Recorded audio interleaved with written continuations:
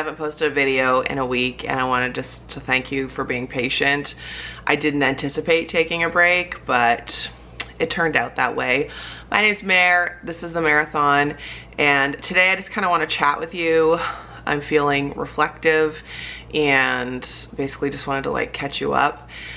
Yesterday was 2 years since we lost Jeremy, and I've definitely learned some stuff in this last year, and I thought we'd just talk about it today. Wearing my Life's Not a Sprint, It's a Marathon hoodie with the arrow on it, which matches the arrow. If you're interested, link below. It's a bit of a chilly June day today. So yeah, yesterday was 2 years since my husband Jeremy took his life. And what struck me, and I don't even know why I thought to do this, but I counted it and it's 730 days. Today would be 731.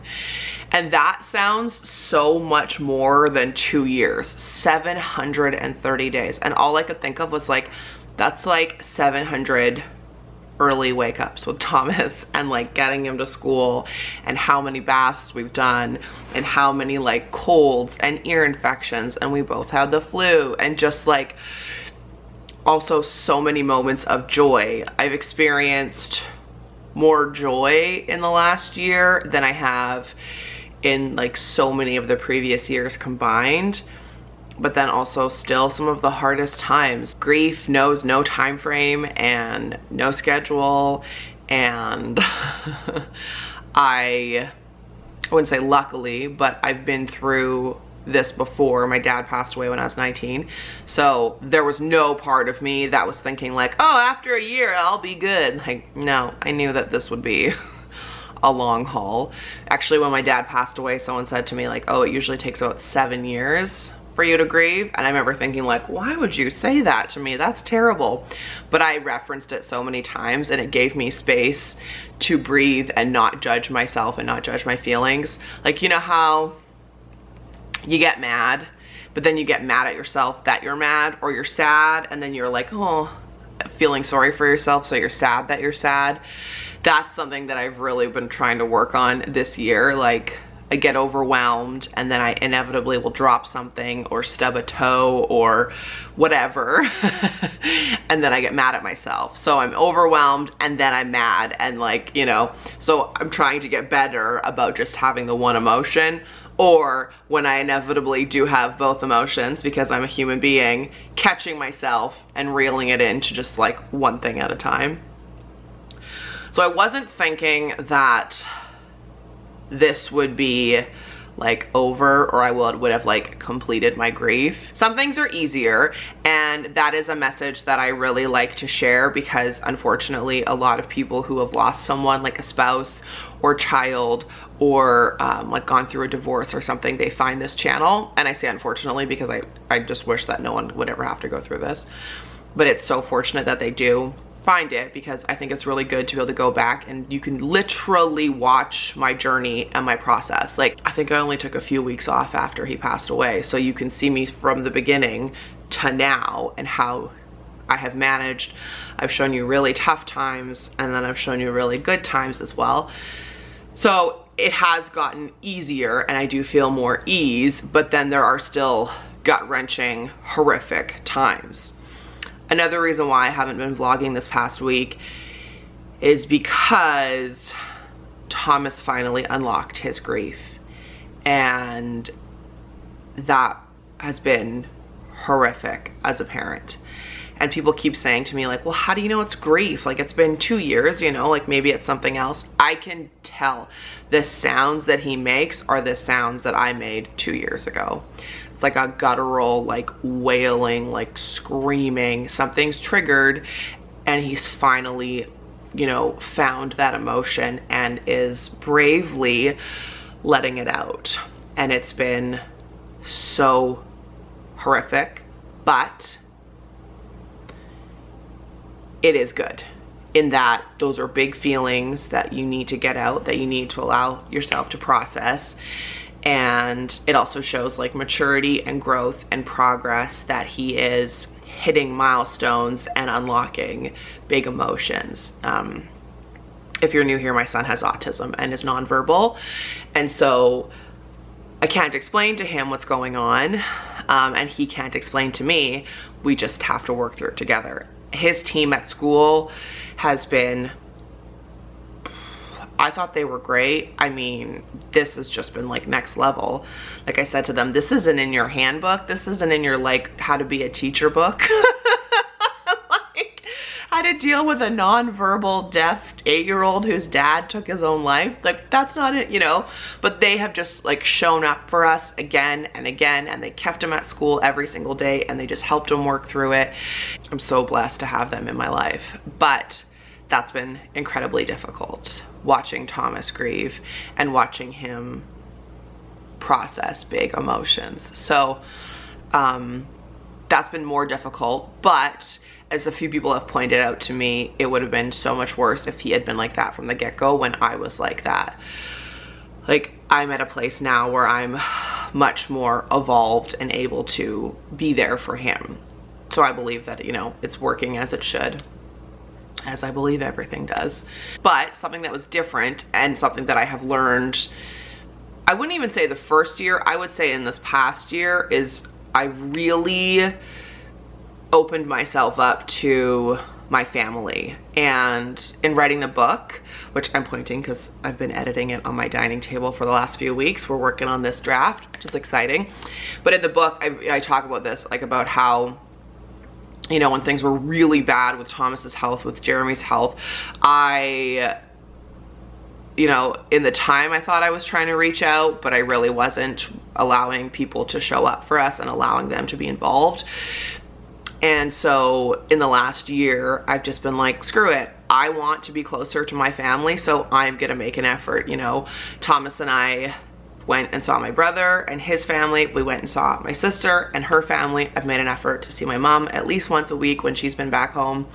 I've been to see my aunts multiple times in the last year. One of my aunts has come to visit me, and I've just made more of an effort to include them in my life. It's hard when none of my family lives here. My mom lives here half the year, but I've really made an effort, and it has been awesome, like so awesome. Who cares how you get to what the end result is? Like, what do you want the end result to be? Like, oh, I would like to talk to my family more. So talk to them more. And then in saying that, something else that I've learned in the last year is like putting out what's important to me and setting boundaries to what is not important to me. It's been a very developmental year for my self-worth, for sure. Because, and again, I talk about this in the book, the beginning of Thomas's life, the first, say, 5 years were so tumultuous with his hearing loss, and then his autism, and then his cochlear implant, and then this therapist, that therapist, this trip to emerge, you know, and then that triggered Jeremy's mental health and his spiral into being suicidal for a couple of years, and just a whole whirlwind. If you've been watching my channel, you know the backstory. And then he passed away. The first year was like basically saying hello to myself and being like, who are you? What do you need? And I'm so sorry that I've neglected you. Like, I would physically hug myself, and we did a lot of self-high-fiving. That this second year has been more, okay, I think I know who I am and what I need, and now I need to ask for it, and now I need to seek it out. So like really working on that self-worth piece.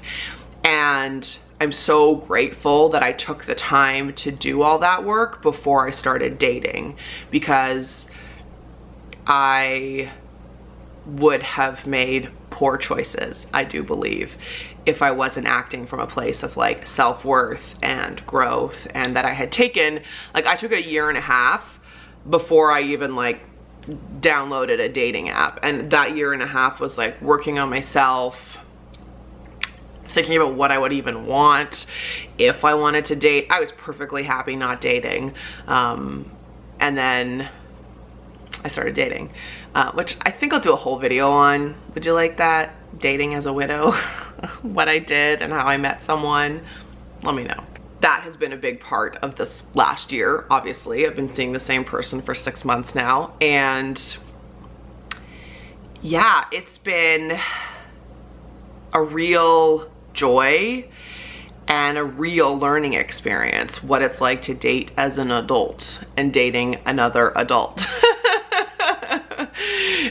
someone who is open to being vulnerable and showing up for me, and you know, showing up for him, and just we're, you know, kind of like figuring stuff out and having really big conversations. And that's been a learning experience too, dating someone as a 35-year-old as opposed to being in your 20s. So I'll save that for another video, but just let me know if that interests you. I'm sure it will because I know I would have been really interested to watch that video. And then in dating, I've also realized in the last year that people want me to be happy. I can't tell you how much I lamented over even telling you that I was dating, worried that people were going to think that I was being disrespectful to Jeremy. Like, the amount of hours I was like stressed about it, and the like, I didn't even post on social media that I had met said human. We met at the beginning of January. It wasn't until the end of March that I just posted like a photo of wine glasses and was like, and a very like cryptic caption that lots of you caught on to. You know, I was so scared about what other people were gonna think. And then finally, my brilliant brother just said to me like, you're the one dating him. That's all that matters. You like him? Great. And I was like, oh, right. You know, like, my brother's so wise. So I feel in the last year, there's been a lot more like happiness, and there's been a lot more lightness. But, you know, I've still gone back to therapy on multiple occasions. Going back to that time management thing, the first year of grief, I don't think our house was ever quiet. I was watching a YouTube video, I was binging Netflix on my phone, I had a podcast, I had an audiobook, I had something to kind of like numb a little bit. And in this past year, I've gotten more comfortable in just like quiet and reading and listening to music, or listening to an audiobook or a podcast, but not just to have noise, actually to like learn and enjoy it and be entertained. And that form of numbing I'd really never considered until I realized like it would be a panic if there wasn't something for me to be listening to. So I've been trying to be better about just like having some quiet time, not being on my phone as much. That's been a real game changer for me in my own mental health and my own productivity levels. I found the value in regular exercise, which is not anything groundbreaking, but this has been the first time that I've ever found a type of exercise that I've stuck with. I started spin in August, and I've gone almost every single week, and I can't say that about pretty much anything else, except back in the day when I did 30-minute HIIT for a couple of years. But the joy I have in spin, and it's been so transformative in my mental health, in my physical strength, in my self-worth, in so many aspects of my life. It's like going to therapy, basically. Like, I know it doesn't seem like it would be, but it really has been transformative for me. And in this past year, you know, someone sent me a message about a month or two ago saying like, just so you know, when I lost someone, I found the second year way harder than the first. And I found that to be so comforting. It took so much pressure off. I think so often we think like, well, you know, it's been this long, like, shouldn't we be over this by now? Like, shouldn't this be easier? And I've just been able to give myself the grace of like, no, it's a pretty traumatic thing that you went through, and you're allowed to feel how you feel. It's just like taking off that pressure of how you're supposed to feel. And that has been one of the biggest lessons for me, for sure, taking pressure off myself. Like, oh, I should be doing this, I should be doing that, and then catching myself and just being like, this is how I'm feeling, and that's okay. And that is so freeing, and it's so helpful. And I wish that for you too. So whether you've been through a loss, or you've been through a divorce, or a life change, or you've lost some friends, you know, friendships ebb and flow, it's okay to be upset about that stuff. It's not okay for it to be something that you like cling on and play the victim. But it's okay to feel those feels and process them. And it's okay if they kick you in the ass when you least expect it, because that's how grief's been for me. I least expect it, and then wha-bam, there she is. You know, like, I had a total panic attack and like grief, just like shitstorm last year at a music festival that I was emceeing. Like left early because I was so upset and out of my skin in panic. Like left at 9 p.m. without telling anybody, packed my car and drove away. But I think old Mare would have just forced myself to stay and get through it and like get drunk and just whatever. And I was like, nope, I'm going home. And it felt like such a failure to me to behave that way, but I know that it wasn't, and I know that that's what I needed to do, and I know that anybody who was there who like cared for me wouldn't think twice or wouldn't judge me for it, you know?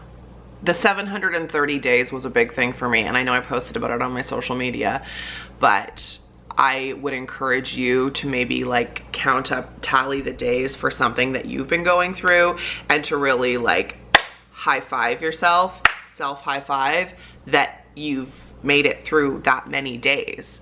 Like so often we're in the thick of it. It's like make another breakfast, take Thomas to school, go to the radio station, do the client work, go to spin class, pick Thomas up, make dinner, like, you know, wash, rinse, repeat every day.